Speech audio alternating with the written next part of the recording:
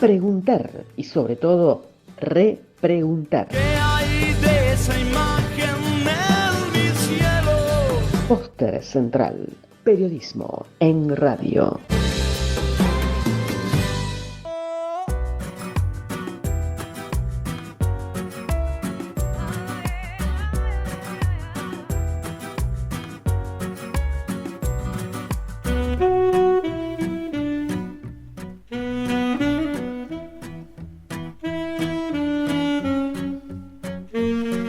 Las paredes de la esperanza es un libro autobiográfico. El autor cuenta historias que transcurren en los tiempos de los años 60 y 70. Es especialmente destacable pensar la época, ¿no? Los años 60, una convulsión muy juvenil, adolescente, el Mayo francés, los Beatles, la época hippie.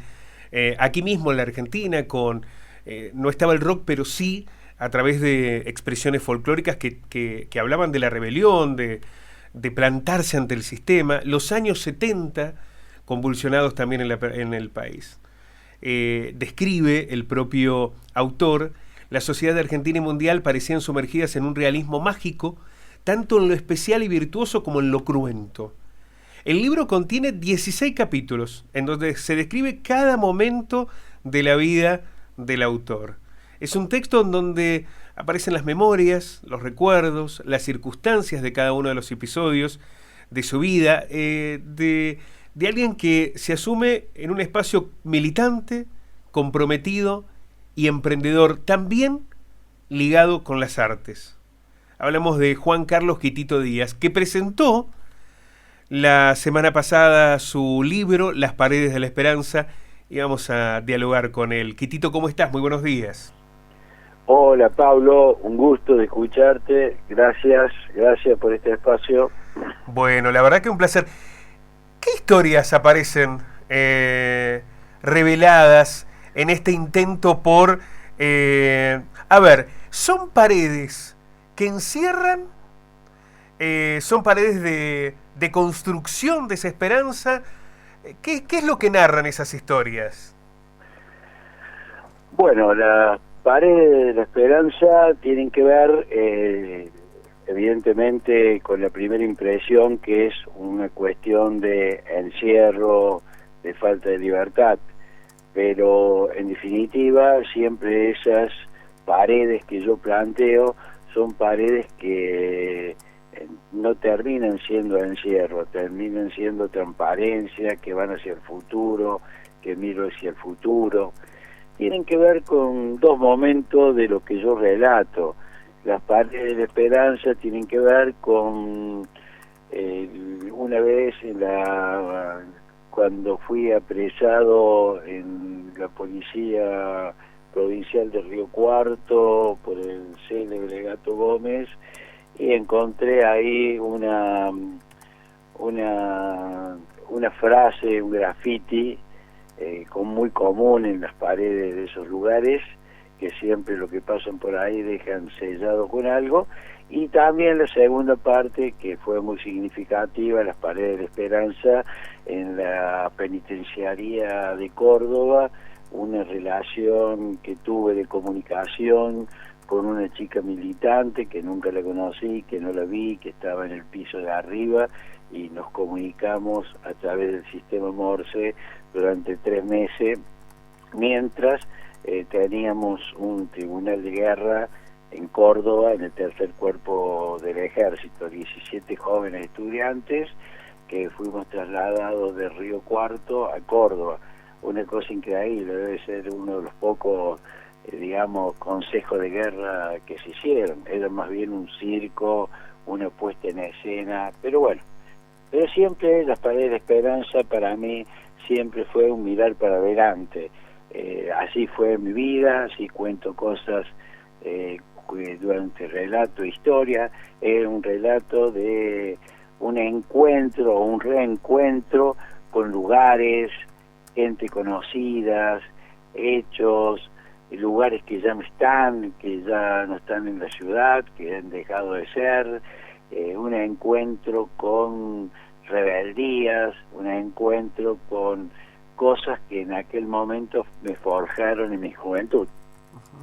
En ese encuentro de rebeldías y de condicionantes de aquel joven y adolescente Quitito Díaz, haces dos referencias especialmente a lo que implicó la detención durante la dictadura. El Gato Gómez era el apresador, el torturador, que incluso ya tiene 2 condenas de reclusión perpetua por su rol en la última dictadura militar, y va a ser juzgado también en la causa Gutiérrez. Pero es algo que te marcó mucho, ¿no? Aquellas detenciones, ese tiempo oscuro, ustedes siendo jóvenes, adolescentes.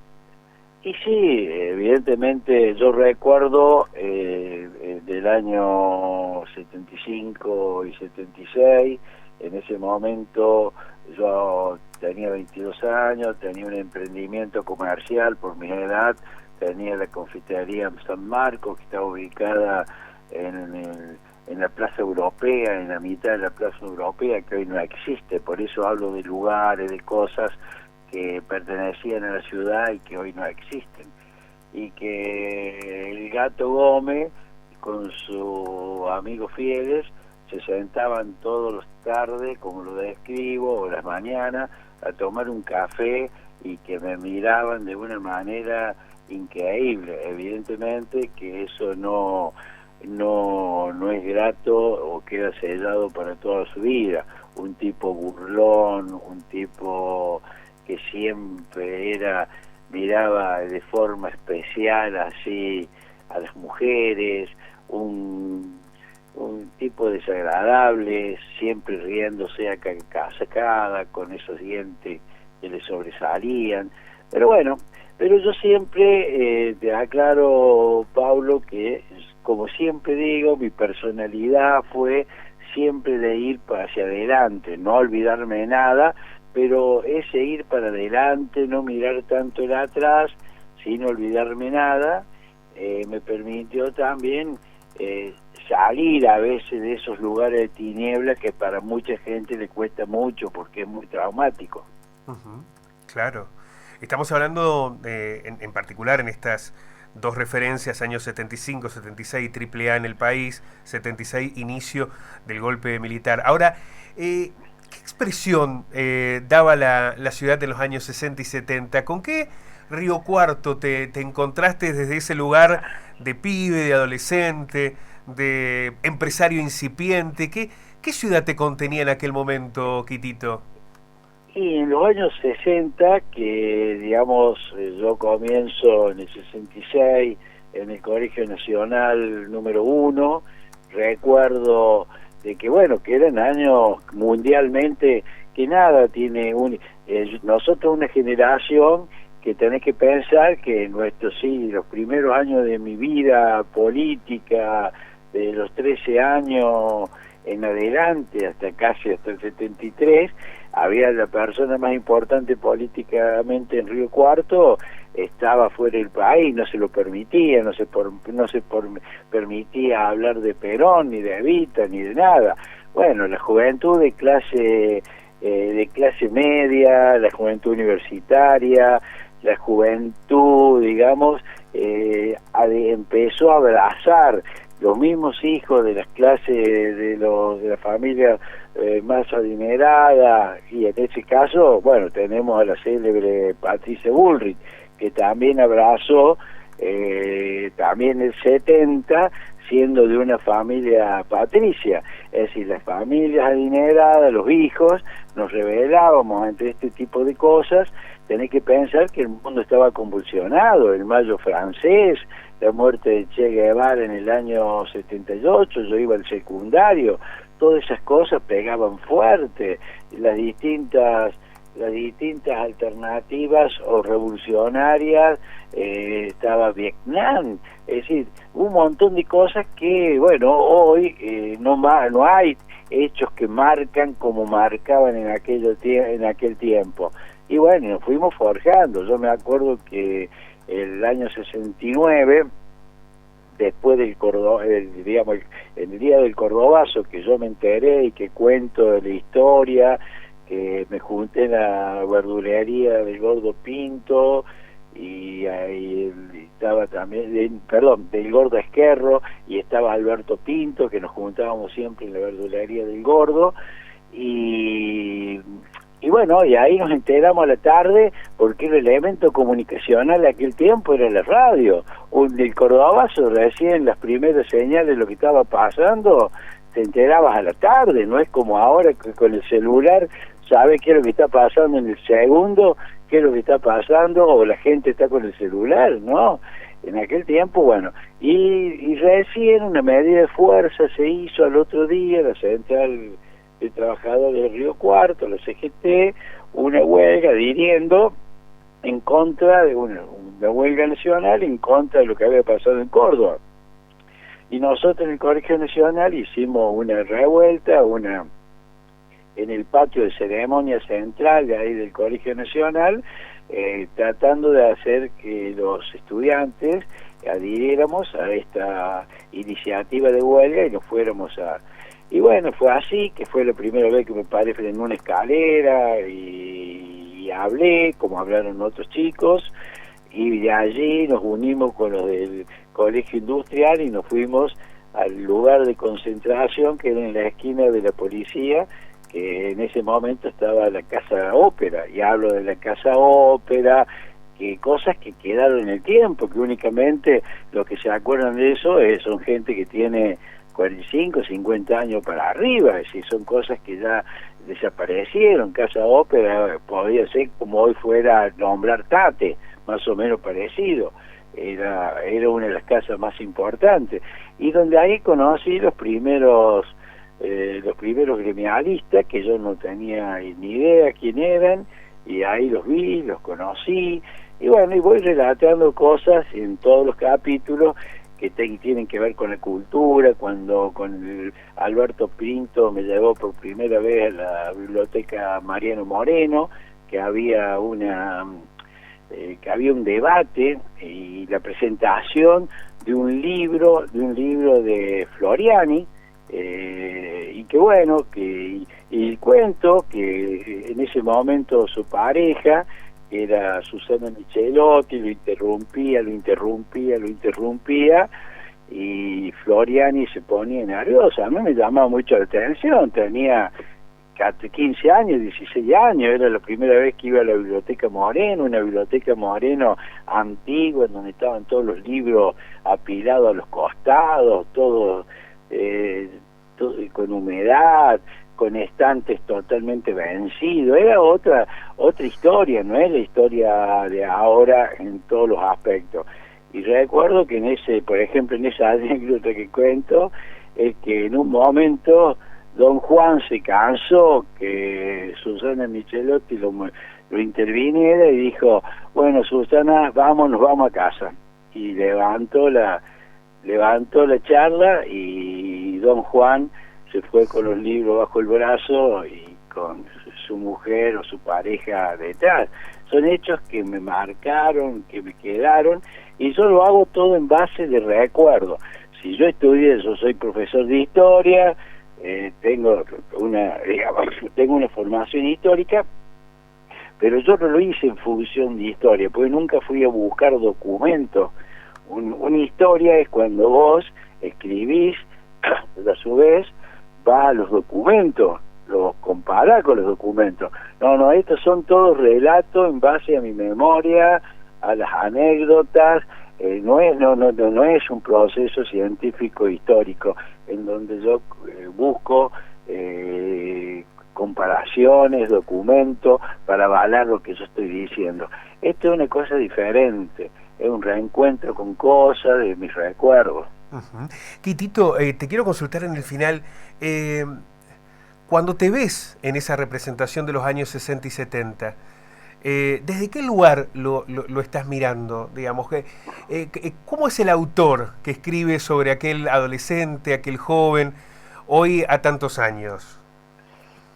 Y bueno, por eso tomo la palabra encuentro, reencuentro, porque es abrazarme con cosas, hechos, historias mías que fueron muy sentidas, nunca olvidadas, pero que quedaron como si fuera en un baúl de los recuerdos. y es un encuentro de sacar, algo que yo ya lo tenía hace tiempo marcado como para hacerlo, es una especie de necesidad, porque si bien la vida te va cambiando, la vida te fue dando otro tipo de cosas y asumió otros papeles, eso no quedó para nada olvidado, todo lo contrario, porque fue parte, es decir, yo he visto, por ejemplo, es decir, cuando yo relato mi relación con Alberto Pinto, la relato desde el afecto, de conocerlo, de verlo, de al principio no entenderle lo que hablaba por su dificultad al hablar. Yo lo hablo de otro lugar, no lo hablo únicamente del lugar que también es correcto, de hablarlo en el proceso histórico, de lo que sufrió, de todo lo que le pasó y la desgracia y la tortura y todo eso. No, yo lo hablo de otro lugar, de la persona que lo conoció, de la persona que me puso.